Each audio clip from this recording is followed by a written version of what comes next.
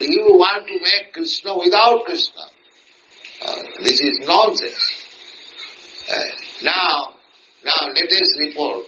This morning, one of our devotees has come from Shamsundar, from London. Now this Bhagavad Gita as it is the topmost selling book in London.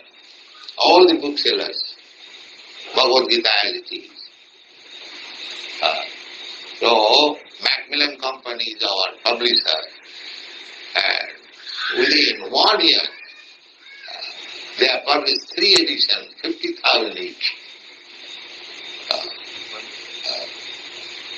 So, real thing will have real value. One professor of religion from London University came to see me. He said, now we have rejected Dr. Radhakrishna's Bhagavad Gita. He said, what is the name of that professor? Paringer. Dr. Paringer.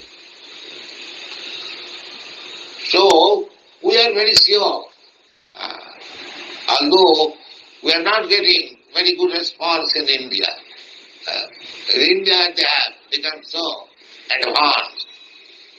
Krishna consciousness. We know everything about Krishna. This is old story. Krishna is our countryman, and we know everything of Krishna. And what these people, Europeans and Americans, they can teach us. This is their